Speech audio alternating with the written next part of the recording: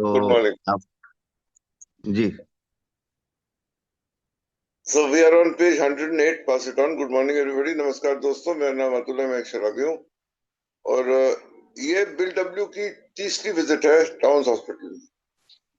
और हर एक विजिट के साथ उनकी जो अवस्था है वो और उसका पतन होता जा रहा है। शराबीपन से वो हर एक विजिट में उनकी जो पीड़ा है, उनकी जो दुविधा है, वो बढ़ती चली जा रही है।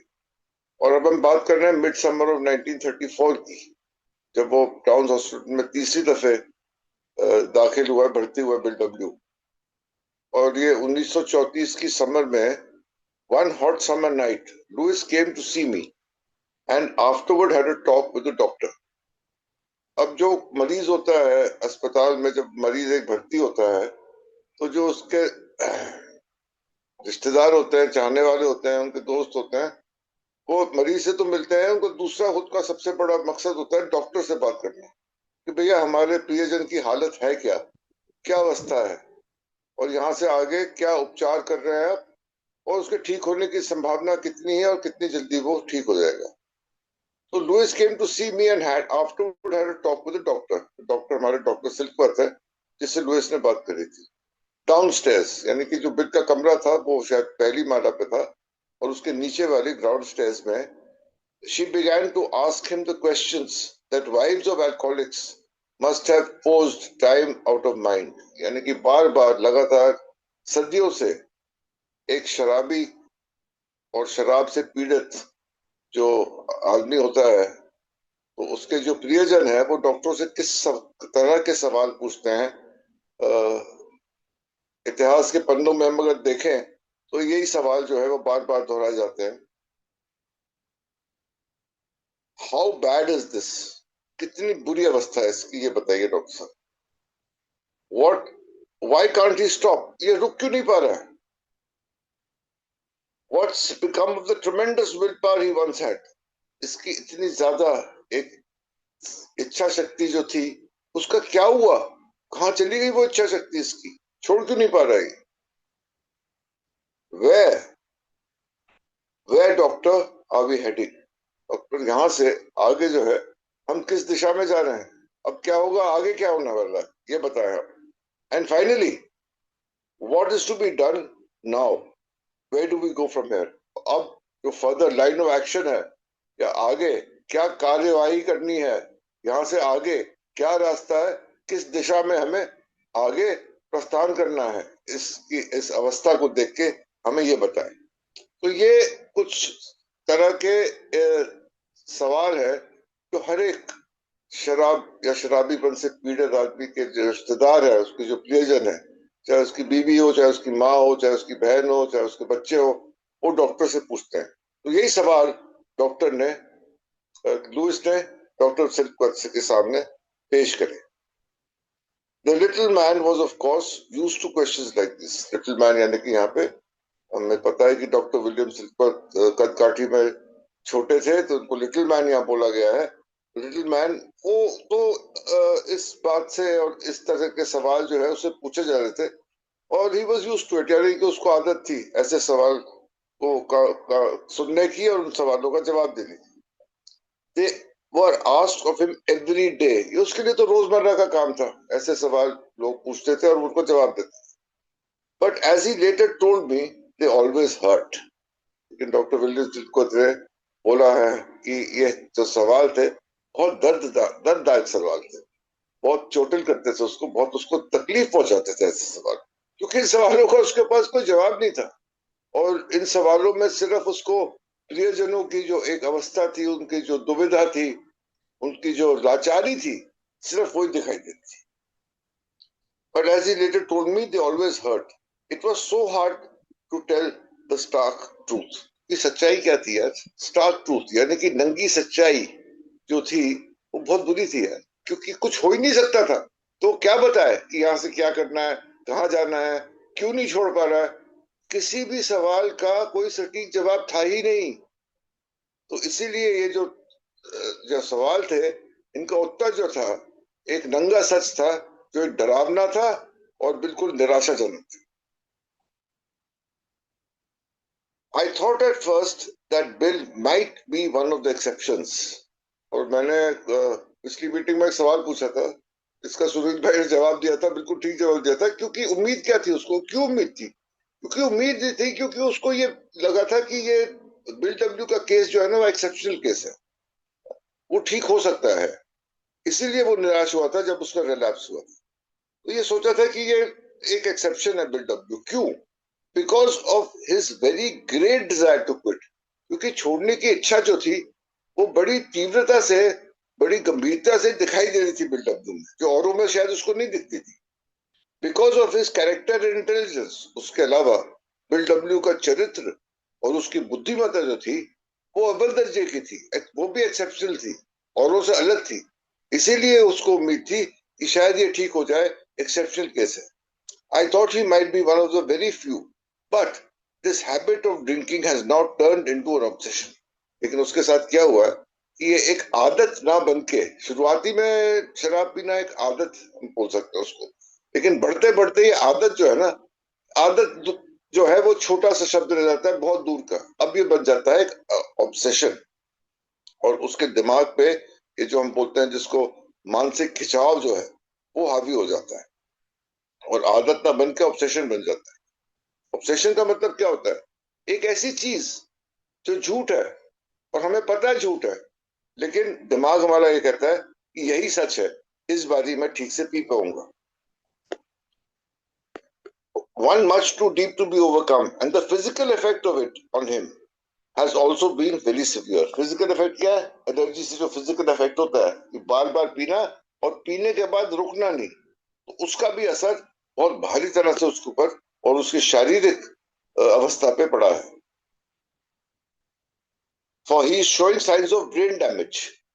शराब जो है, जो उसका जो फिजिकल इफेक्ट है वो धीरे धीरे बढ़ता है यार, और यहाँ एक हद तक पहुंच जाता है कि उसके ब्रेन में डैमेज हो सकता है एक्सेसिव अल्कोहल इंटेक से, जैसे कि मेरा हुआ था। सारे पैरामीटर्स ठीक है, लेकिन एक्सेसिव अल्कोहल इंटेक की वजह से ब्रेन में स्ट्रोक हो गया, एक साइड से पैरालाइज हो गया था। तो ये जो एक्सेसिव अल्कोहल इंटेक की वजह से जो ब्रेन डैमेज होता है, वो भी वो कह रहा है कि अनिवार्य है, ये तो होना ही है।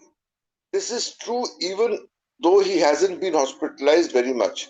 Actually I am fearful for his sanity if he goes on drinking. और बड़ा सच बताया डॉक्टर सिद्धपत ने यहाँ पे कि मैं डर रहा हूँ यार, इसके जो दिमागी अवस्था है और ये पागलपन जो बढ़ता रहेगा, उसके सोचने समझने की शक्ति धूमिल होती रहेगी अगर वो ऐसा पीता रहा तो। Then, said Bill, Louis asked, just what does this mean, doctor? अब फाइनली पूछा कि क्या मतलब है इसका और आगे क्या होने वाला है, डॉक्टर साहब हमें आप बताएं। तो ओल्ड मैन स्टोरली रिप्लाइड। पहले लिटिल मैन बोला गया था सिद्धपत को, लेकिन उसकी जो उम्र थी वो भी उसने बोला था 60 के आसपास थी, तो उसको यहाँ ओल्ड मैन भी बोल दिया। Slowly replied, it means that you will have to confine him, lock him up somewhere, if he would remain sane or even alive. इसका ये मतलब है उसको बंद करके कंफाइनमेंट में, यानी कि अलग से रखना पड़ेगा, उसके ऊपर नजर रखनी पड़ेगी, उसको ताले चाबी में बंद करके रखना पड़ेगा अगर आप चाहते हो कि वो जिंदा रहे। He can't go on this way another year possibly. यानी कि इस तरह से पीता रहा वो तो एक साल के अंदर अंदर उसकी जो मृत्यु है वो लगभग निश्चित है। इसलिए अगर चाहते हो कि वो जिंदा रहे तो उसको ताले में बंद करना पड़ेगा, कन्फाइन करना पड़ेगा, मतलब अलग से रख के और दुनिया से दूर, ताकि शराब के आसपास भी उसका जो है कोई संपर्क ना हो किसी प्रकार से। तो ये उसकी जो अवस्था थी वो उसने बताई। This was my sentence. Sentence मतलब एक जैसे कि सजा सुनाई जाती है ना मुजरिम को कचहरी में, तो ये उसका सेंटेंस था, यानी कि ये उसकी सजा की घोषणा थी। तो neither of them told me in so many words. लेकिन ये बात जो थी ये लुइस और डॉक्टर सिल्कवर्थ के बीच में हुई थी। इन बातों के बारे में बिल्कुल उन्होंने नहीं बताया। ये सत्य जो है बिल ने सुना, ये उनकी जो बात थी वो उन्होंने सुना था, लेकिन उनके साथ डायरेक्टली बिल को ये बात नहीं बताई गई। Bill record, but I needed to be told, but I didn't need to be told, in my heart I knew it. लेकिन बिल डब्ल्यू क्या कह रहा है कि मुझे ये किस बात किसी को बताने की जरूरत नहीं थी मेरे को, मैं दिलो दिल में ये बात को जानता था क्योंकि वो गुजर रहा था इस अवस्था से। शराबी को पता है कि उसकी क्या हालत हो रही है, उसका शारीरिक पतन, उसका मानसिक पतन किस प्रकार से हो रहा है। अंदर अंदर ही अंदर एक शराबी इस बात का एहसास भी करता है और इस बात को अच्छी तरह से जानता भी है। जरूरी नहीं कोई इसको इस बात को बताए। अगर कोई बताएगा भी तो वो नकार देगा उस बात को, लेकिन दिलो दिल में अंदर से इस बात को शराबी जानता है। In my heart I knew this was the end of the line. अंत जो था वो बिल डब्ल्यू को भी यहाँ साफ दिखाई दे रहा था। I became far more frightened and confused and mystified than ever. देखो किस अवस्था में गुजरा है। फ्राइटेंड, एक तो डरा हुआ है, कंफ्यूज्ड है, असमंजस में है, मिस्टिफाइड है, यानी कि एक चक्रव्यूह में है, एक समस्या में है, मिस्टिफाइड है, रहस्य में घिरा हुआ है कि ये है क्या, हो क्या रहा है मेरे साथ। ये तीनों फीलिंग्स उसके अंदर आ रहे हैं, fright, confusion and mystification. For long hours I thought over my past life, और अब वो अपने अतीत में, अपनी बीती हुई अपने अतीत की जिंदगी में झांक के देखने लगा। तो ये सोच रहा था कि how and why could I have come to this, कैसे और क्यों मैं इस अवस्था में पहुंचा। सेव फॉर माई ड्रिंकिंग, अगर मेरी शराब को और मेरी शराबीपन को अलग हटा दो, तो Louis and I had a wonderful life together. बहुत ही खूबसूरत जिंदगी रही थी मेरी लुइस के साथ। My whole career had teemed with excitement and interest. Teamed का मतलब यह हुआ भरपूर, भरी हुई थी उसकी जिंदगी। किस चीज से? एक्साइटमेंट से और इंटरेस्ट से, यानी कि अच्छी अच्छी चीजें हुई थी। बहुत बेहतरीन जिंदगी रही थी उसकी, चाहे वो विश्व युद्ध का समय हो, चाहे वो उसके वॉल स्ट्रीट की सफलता का समय हो, चाहे उसका घूमना फिरना हो, उसके दोस्ती हो, यारी हो लोगों के साथ। तो कह रहा है हर जगह मेरी जिंदगी एक एक्साइटमेंट और इंटरेस्ट से, दिलचस्प घटनाओं से भरी हुई भरपूर जिंदगी थी। And yet here I was, लेकिन मैं कहां पहुंच गया। bedeviled with an obsession that condemned me to drink against my will and a bodily sensitivity that guaranteed early insanity at best. मैं कहां पहुंच गया। bedeviled, bedeviled जो है वो डेविल वर्ड से निकला गया, शैतान से। bedeviled यानी कि मुसीबतों, पीड़ाएं और असमंजस की स्थिति में मैं पड़ा हूं। बेडेविलमेंट वर्ड जो है वो अनमैनेजेबिलिटी को एक्सप्लेन करने के लिए बिग बुक में भी यूज किया गया, एग्नोस्टिक्स चैप्टर में, if I am not mistaken. तो यहाँ पे वो बेडेविल्ड कह रहा है कि मेरी लाइफ जो थी वो बेडेविल्ड थी, यानी कि संकट, परेशानियों, दुविधाओं और असमंजसों से भरी हुई जिंदगी रह गई थी। क्यों? Obsession that condemned me to drink, एक वैसी मानसिक अवस्था जो मुझे शराब पीने पर मजबूर कर रही थी। And a bodily sensitivity that guaranteed early insanity at death. Allergy की बात कर रहा है, बॉडी सेंसिटिविटी जो जब मैं शराब पीनी शुरू करता हूँ तो बंद नहीं कर पाता हूँ, और इसकी वजह से क्या होगा, बहुत जल्दी मैं दिमागी रूप से बिल्कुल ही खत्म हो जाऊंगा, और अंत जो है वो निश्चित है। तो ये अवस्था थी बिल डब्ल्यू की। ये तीसरी उसकी जो दाखिला था टाउन हॉस्पिटल में, उसके बाद। और मेरे ख्याल से हम यही स्टॉप करते हैं सुमेश, और अगली दफे हम पढ़ेंगे सेकंड पैराग्राफ ऑफ पेज 109 से, कि इस बार ही जब वो हॉस्पिटल से जब निकला तीसरी दफे, और एक बार और वो हॉस्पिटल जाएगा, लेकिन जो इस बार ही निकला तो उसकी क्या अवस्था थी, और इस दौरान की उसके साथ क्या हुआ जब उसका चौथा रिलैप्स हुआ, वह 1 महीने का, 1 month relapse that saved the world, जिसको हम बोलते हैं आर्मिटिस डे के दिन। तो वो एक कहानी होगी अलग से, उसके बारे में हम कल पढ़ेंगे। Will stop here for today. Thank you very much. Back to you. Thank you so much Atul ji. Rajesh ji please welcome.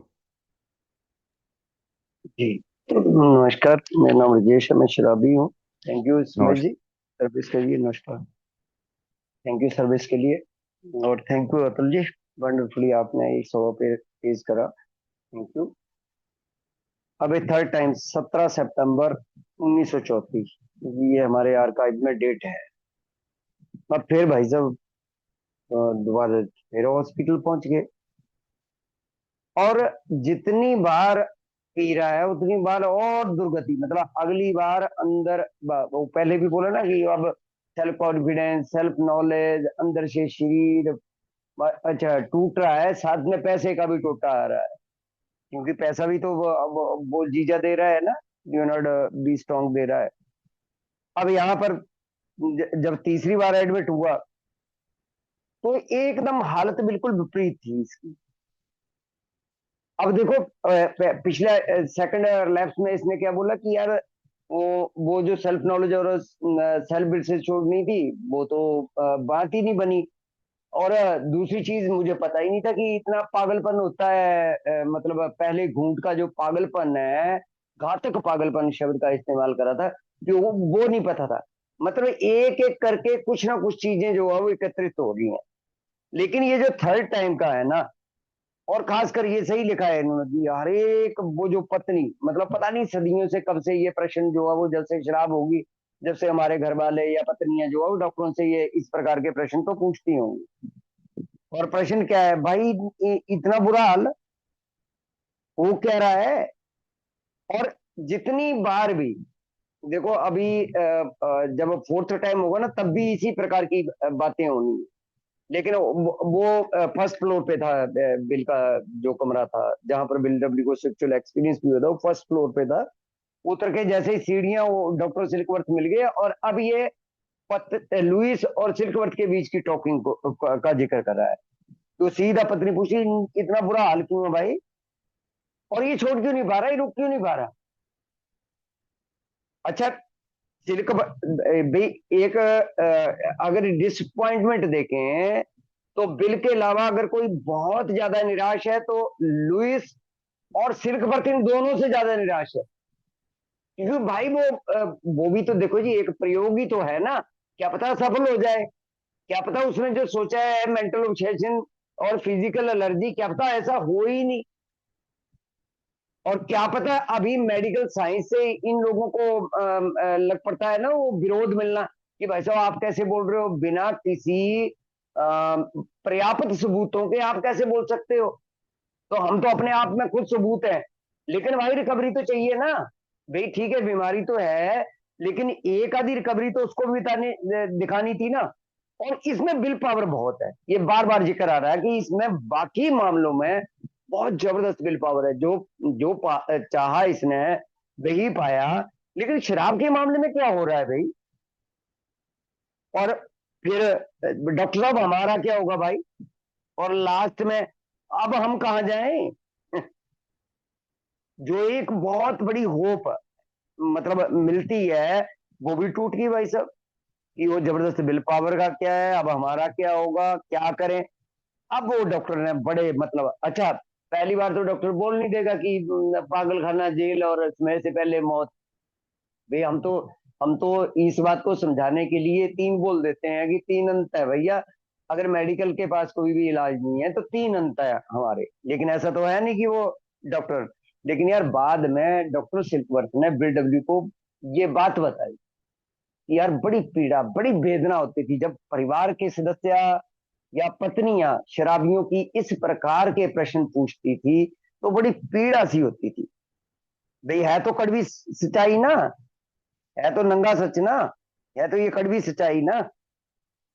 और बिल्कुल लास्ट में उन्होंने बताया। अच्छा, अलग अलग तरीके से इसका ये सेंटेंस का प्रयोग करा हुआ है कि जब शराबी शराब पीना शुरू करते हैं, आदत बनती है, फिर ऑब्सेशन में शिफ्ट होती है वो, और फिर वो इंसैनिटी में तब्दील हो जाती है। जब ये तीनों ही चारों चीजें जुड़ जाती हैं ना, तो फिर कोई भी शराबी चाह कर भी शराब को अपने द्वारा तो छोड़ नहीं पाता है। साइंस ऐसा है भाई साहब। अब देखो दोनों ही चीजें हैं, बता दिया ना कि माइंड में आदत, ऑब्सेशन और इंसैनिटी, और फिजिकल में एलर्जी भाई साहब, और सीवियर बोल दिया, गंभीर स्थिति।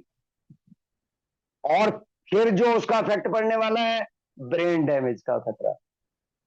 कि ब्रेन, भैया मुझे तो लग रहा है कि पागल शागल ना हो गया।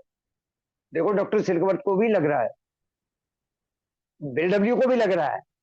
बीडब्ल्यू भी बार बार बिग बुक में भी जिक्र कर रहा है कि मुझे बताने की जरूरत नहीं है शब्द। हालांकि ये सिल्कवर्थ और लुइस के बीच की जो बहस है वो सुन ली थी बीडब्ल्यू ने।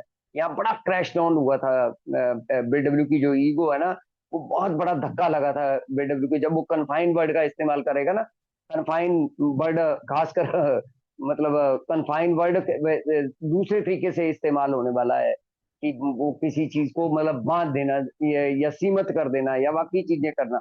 और खास करके जानवरों के लिए करा जाता है, मतलब इस प्रकार के वर्ड यार। बिल जैसे आदमी, ये वही आदमी है भाई साहब जिसके लिए रेड कारपेट बिछते थे वॉल स्ट्रीट में। और ये हालत। अच्छा, दूसरों के रहमे करम पे इलाज हो रहा है, डॉक्टर आगे से पत्नी को कुछ और बता रहा है, अबे लॉकअप में डाल दे, अगले साल नहीं देखेगा, ये मर जाएगा भैया। और लगभग हर डॉक्टर का ये शब्द होते हैं शराबी के परिवार के, कि भाई अगर इसने शराब नहीं छोड़ी तो अगला साल तो बिल्कुल नहीं देख पाएगा। अब यहां से बिल्कुल मतलब जैसे वो चारों खाने चित्त वाला होता है ना, सेन और अलाइव, अगर देखना चाहती है पागल ना हो और इसको जिंदा रखना है तो लॉकअप कर दो या कन्फाइन कर दो, या किसी भी तरीके से मतलब वो उसमें डाल दो, भाई सब ले जाते। लेकिन है नहीं, नहीं तो अगले साल ये देख नहीं पाएगा यार। अब यहाँ से बीडब्ल्यू को ना वो झटका कि माइंड स्टॉप नहीं करने देता, बॉडी कंट्रोल नहीं करने देती भाई साहब। अच्छा करे भी क्या आदमी, डर, कंफ्यूज, जो मायावी जो पार्ट होता है मेस्टिफाइड, समझ ही नहीं लग रही है अंदर से। और मतलब ये लिखा है ना, this was the end of the line, सब क्या सब हो गया क्या काम। और फिर वो लाइफ में गया अपनी, जैसे वो यादों में चला जाता है ना आदमी। और खासकर जब लास्ट टाइम चल रहा होता है शराबीपन का, तो वो बचपन में जाना, फिर बाकी चीजों में जाना, वो जाता है कि यार शराब को हटा दिया जाए तो लाइफ तो बड़ी वंडरफुल रहेगी, पत्नी के साथ, या फिर मतलब जो चाहे यार। फौज में भी सेकंड लेफ्टिनेंट था, कोई साधारण कोई कांस्टेबल थोड़ी था, सेकंड लेफ्टिनेंट के रूप में सेवाएं दी। उसके बाद जो वॉल स्ट्रीट में इसको जो सम्मान मिला, जो पैसा मिला, जो बाकी चीजें मिली। अच्छा, बचपन से ही कई खोजें करी बीडब्ल्यू ने, या बाकी चीजें करी, जैसे वो बूमरैंग के टाइम में इतना छोटा बच्चा कैसे बना देगा भाई सब, ऐसी चीजें। तो यार लाइफ तो बड़ी वाकई वंडरफुल है अगर शराब को हटा दिया जाए। लेकिन यहाँ पर आकर बीडब्ल्यू अंदर से देखो, दोनों चीजें ना, एक्साइटमेंट और इंटरेस्ट था यार, बड़ी दिलचस्प और अद्भुत सा जीवन था लुइस के साथ, बड़ा मजा लिया जीवन का। लेकिन आगे अब अंत है, क्यों? नम माइंड या ओब्सेशन स्टॉप नहीं करने दे रहा, एलर्जी कंट्रोल नहीं करने दे रही है। अब दोनों मार्वेलस कॉम्बिनेशन, बॉडी और माइंड का दोनों ही मिलकर, अब ये धीरे धीरे चीजें जो है ना बिल के, और लास्ट का हम करेंगे जिक्र की किस प्रकार से जो अभी ये घनघोर अंधेरा जो बिल ने उसमें करा है ना इस्तेमाल शब्द, ये जो अगली सुबह है ना, चमकदार सुबह, उसके पहले का ये बड़ा ही घना अंधेरा है भाई साहब। और ये लाइफ पूरे तरीके से जैसे ना वो ओच पोच हो गई है, अस्त व्यस्त हो गई है। धन्यवाद।